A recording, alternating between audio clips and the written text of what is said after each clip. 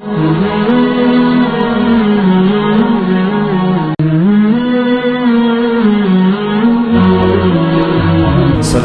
warahmatullahi wabarakatuh. Di sebagaimana akan kita pegah benar bahawa le tausiah na sesi tanya jawab. Nyo pertanyaan yang kali tamang na heboh pada biar. Abia kamu yang kamu mendiakan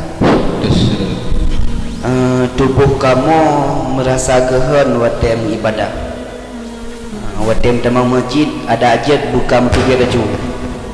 Jadi jangankan untuk dah bedah dah ibadah malam, kadang ibadah wajib menteng ada ajat buka hati.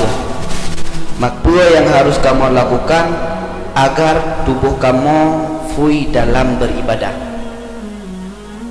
Kemudian pertanyaan yang kedua, abia yang kamu muliakan, kamu ingin bertaubat, kamu sadari jahat dosa yang kamu lakukan, tapi abia kamu hanya mau cara untuk bertaubat, maka mohon bimbingan mbak abia untuk kamu bertaubat.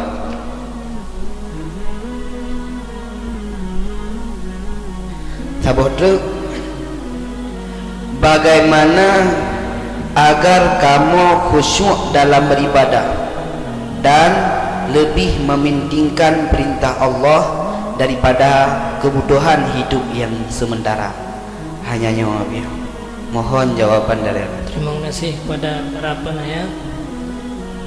Yang pertama sekali, tanya sangat berat di dalam melakukan ibadah kepada Allah. Memang di samping Allah perintahkan katanya dalam melakukan ibadah, maka na penghalang dan na rintangan, na penghambat katanya dalam melakukan ibadah. Yang pertama, penghambatnya adalah syaitan. Itu salah satu tugas yang gejuk oleh Allah semata-mata untuk menggoda katanya agar katanya beruh dalam ibadah kepada Allah. Yang kedua, hawa nafsu. Ada sebuah keinginan dan hawa nafsunya yang bisa memalingkan kita daripada beribadah kepada Allah. Yang ketiga, ada makhluk manusia ngan katanya itu juga sering menghambat katanya untuk melakukan ibadah. Keluarga, anak, rumah katanya. Dan yang keempat, penghalang katanya daripada ibadah adalah gara-gara dunia, kesibukan dengan harta dan sebagainya. Memang untuk melakukan ibadah adalah merupakan hal yang berat, hal yang susah. Langkah yang pertama, tidak ada kemampuan bagi manusia selain taufik dan hidayah Allah. Berlindunglah kepada Allah dan mintalah agar Allah, innahu layassarahu, kata Rasulullah, itu mudah bagi orang-orang yang telah diberikan taufik oleh Allah. Maka kenapa pada tadinya sejarah ulama awal hanya itu biarlah sebelum sembahyang 2 rakaat mereka tidak pernah meninggalkan jamaah, bahkan ada di antara mereka yang berkorban hidupnya semata-mata untuk agama, sehingga untuk tak bayangkan hal tersebut terjadi baginya uronyo hal yang mustahil. Akan tetapi innahu la yasirun ala may yassarahullah, itu merupakan perbuatan yang mudah jika dikehendak oleh Allah. Maka langkah bagi kitanya uronyo putra yang pertama, melawan segala penghambat ibadah kitanya uronyo, lawan le bacut demi bacut, sedikit demi sedikit. Kemudian semuanya itu datang daripada hati, ibadahnya adalah daripada hati katanya. Maka bersihkanlah hati dengan memperbanyak zikir kepada Allah Subhanahu wa taala. Ala bi zikrillah tatmainnul qulub. Maka dengan berzikir kepada Allah, hati kitanya bersih, sehingga hana jalan bagi syaitan, bagi makhluk, bagi penghambat yang lain untuk dihalangi kitanya daripada beribadah kepada Allah. Jadi perbanyaklah zikir, perbanyaklah doa, ya, termasuk kepada keturunan kitanya. Apabila Allah sudah menghendaki, maka mandum-mandumnya terasa akan mudah, dan memang perlu perjuangan dan pengorbanan.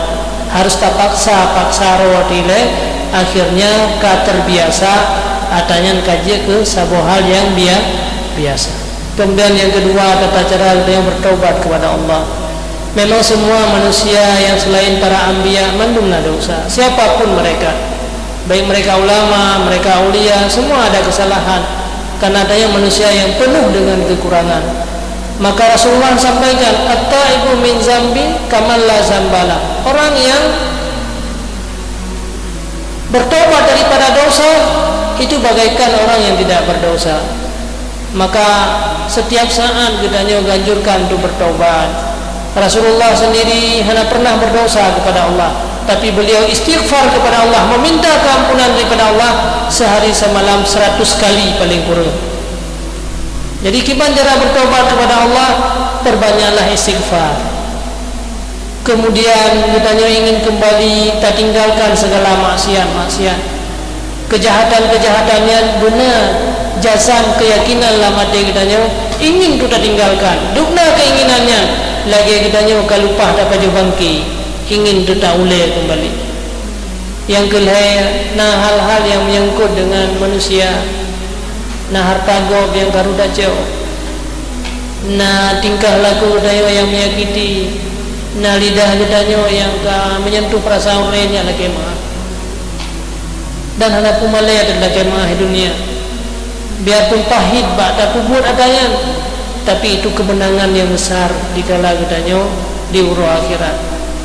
Hana pumalaya kita tak cari ridha Allah, karena itulah merupakan jalan untuk menuju kesuksesan bagi kita. Jadi bertobat yang pertama istighfar, memperbanyak. Yang kedua penuh tekad bulat kita untuk meninggalkan apa yang tak pernah tak buat selamanya. Hana tak sembahyang selamanya, ingin tayo tak tinggalkan katanya, betul-betul ingin tak sembahyang, tak paksa rawat tu, semampu mungkin tak kabar sesembahyang yang akan tinggalnya. Yang kelima menyena yang berhubungan yang menyangkut dengan manusia, maka katanya tak kembalikan walau sekecil apapun, karena ubena kejahatan katanya dengan manusia singgah mandum getuntut, singgah mandum yalake bagdanya ngempu dabalah katanya anale bayi ngempeng tengok kapayah bayang dengan amal. Nada jauh wajib kata jauh padumrah kata kun kurang, nada jauh umrah kapayah ada bayar penggop serta ribe noidunya, nada bubu pada lain kepada ada bayar mandum. Akhirnya apa yang mandum amalan budaya hana ngampu bayar le kata amalan bro bayar gop hijau budaya. Maka sehingga akhirnya tayo amal kebaikan abe tinggal amal bro, maka akhirnya masuk neraka jahanam. Jadi yang kelagian tata cara yang bertobat istighfar, kemudian benar-benar jaza untuk tinggalkan dosa. Yang kelima yang berhubungan dengan manusia, maka katanya dia kembalikan. Kemudian bagaimana tata cara dia khusyuk dalam ibadah, yang terutama dengan sembahyang. Jadi caranya bahwa karena khusyuknya adalah pengaruh daripada hati kitanya. Menyadari katanya hukum dunia, hati katanya mentang mengikat dengan yang lain, maka salah satu jalan untuk khusyuk dalam sembahyang, selesaikanlah yang lain. Biasa katanya dah sembahyangnya kagak buat tu, si karena buat yang belum selesai tak sembahyang terus. Jadi selesaikan segala pekerjaan, bahkan dia tak payah sembahyang, tak kosongkan waktu khusus untuk sembahyang. Jadi begitu kira-kira Ramadan, hadirlah ke masjid. Kemudian dia tak preh, jadi sembahyangnya buta preh, gara-gara terburu-buru. Menyena buat yang belum selesai kata sembahyang, nyelam sembahyang buatnya enggak tinggal. Tinggal ada bungkoh bilang yang sampai ke panen du dalam sembahyang panen. Kata beliau dan kali ada beliau barang-barang lain nyelam sembahyang. Bahkan yang hana rumput salim kerja bilang gede. Jadi adanya susah. Dan memang yang namanya khusyuk dalam sembahyang 100%nya susah, tapi baiklah kata sembahyang 10 minit per rakaat, mesti minit hanya tinggal dah sembahyang. Jadi gimana cara persiapan sekolah magang. Jadi hadir ke masjid, kemudian pada saat dah sembahyang, ku yang tak baca yang tak ingat. Jadi menyembah sembahyang kai tak khusyuk, insya-Allah ibadat-ibadat yang lain juga akan khusyuk.